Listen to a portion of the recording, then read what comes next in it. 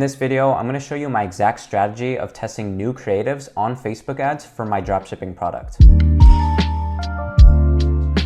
In case you're new here, my name is Tay, and over the past few months, I've been showcasing one of my dropshipping stores that has done almost $800,000 in revenue, selling just one dropshipping product. And if we take a quick look at the graph, you can see that I've been selling pretty much the same product for the past several months now, and it's still doing pretty good to this day. If I quickly show you the results that I got in just the last month of December, you can see that I did just $30,000 in revenue, and while that's not really a crazy amount of revenue, what's most important is how profitable I am no matter what the sales number is. So if we look at my Triple Whale dashboard, I actually spent $11,000 in ads in just that month, giving me a return on ad spend of 3.07, which is really profitable, which means I'm still taking home 30% out of this 30K month. And if we take a look at what I'm doing in this month so far, so from January 1st to the 26th, I'm still selling the same product and I'm actually getting better results than what I got last month. And the reason I'm able to see consistency out of selling just the same product is due to one strategy: constantly testing new creatives for my dropshipping product. So what I'll be going over in this video is just giving you some ideas on what you can do to test different variations of your ad creative, and just a simple strategy that you can use to introduce those new ad creatives on Facebook ads. Because I think a lot of people are pretty confused about that. People have questions like, oh, should I put my ad on an existing ad set? Should I launch a new campaign? Don't worry, I'm going to show you exactly what I do and what works for me. So when it comes to testing new variations of your ads, there's a lot of different variables and a lot of different things that you can test. But what I have here on the screen are just some of the things that I have personally done that have given me the most meaningful results and have allowed me to sell the same product for the past several months. So the first and the most important thing that I feel like you can test differently for the next ad creative that you make for your product is just focusing on showing different content or saying something different in the first 2 to 3 seconds of your video. And this is known as your hook. This is probably one of the most important variables to test, just because this is what's ultimately going to grab the attention of your viewer and give them a reason to keep watching the rest of your ad creative. What you show or what you say in the first couple of seconds is pretty much going to make or break your ad, because that's going to determine whether someone's going to actually stop their scroll. And if someone is scrolling on their Facebook feed and you're not able to grab their attention, then you pretty much just lost a potential customer, which is why this is really important. So let's say if you have a winning ad creative right now for your product, what I would simply do is just grab another scene that you might have shown maybe 10 seconds or 20 seconds into your video and simply just swap that scene over to the first 2 to 3 seconds and see if that might grab the attention of other viewers that might have not seen your original ad creative. And instead of doing that, you can also have different text displayed on the screen. So if you have like a problem solving product, maybe you can call out a specific problem that the consumer probably has and just put it in text form and just have it shown in the first 2 to 3 seconds. So that's pretty much what I mean by testing different hooks. And the next thing that you can test is just fresh visuals. And what I mean by that is just basically brand new content and brand new recordings of your product. If you have a specific ad creative for your product that is demonstrated in a specific way, slowly over time, the Facebook algorithm is going to recognize that that video has been shown to the audience for the past several months now. And if the algorithm can recognize that you're just constantly using the same type of scenes, the same exact background, same lighting, same everything, they will slowly start to increase your CPM. And in other words, what that means is that it's just going to be more expensive to reach your target customers because you're not introducing anything new to the platform and new ways of marketing your product. And speaking of the Facebook algorithm, they also pay attention to how often you're actually engaging with the comments under all of your ads. And they also see if you have a lot of negative comments as well. If you're getting a bunch of negative comments and you're not really engaging with your viewers, then that's ultimately going to increase your CPMs, which again is just going to make it more expensive to run all of your ads and basically just make you less profitable than you should be. So a tool that I've been personally using to help with that is something called Brandwise. And this basically just allows you to connect all of your Facebook or Instagram pages. And with the click of a button, it uses AI to automatically moderate all of your comments, and it'll do everything in one central dashboard. This is great for multiple reasons because number one, trying to manage all of your comments on the Facebook dashboard is an extremely terrible experience. As you start to scale and you start to test a bunch of different creatives, as what I'll be showing you in this video, you're quickly going to realize how impossible it is to keep track of all of your ad creatives and making sure that all of the comments are being replied to, or that all of the negative comments are being hidden as well. And as you can see here on the right hand side, it's basically going to tell you all of the comments that it was automatically able to hide, and it'll also tell you some of the comments that need a reply to. And what you can simply do is just use the filters and select any status that you want. So for example, if you actually wanted to engage with all of your customers, you can just select this filter where you can see all of the comments that need a reply reply. So for example, this comment is basically saying, how long does shipping take? And what you can do is click the reply button and simply reply to your customer through the Brandwise dashboard, and you won't have to be redirected back to Facebook. And of course, you can see a few negative comments that I got on some of my ads. Somebody saying that they didn't receive their package 3 months ago. Honestly, I'm gonna have to check back on my team on that. I don't know why that happened, but best believe I'm gonna take care of this customer. And then of course, there's gonna be people like this guy who's gonna try to recommend other people to buy from Temu or AliExpress, which is gonna hurt our business as dropshippers, which we definitely don't want. So with Brandwise automatically hiding negative comments like this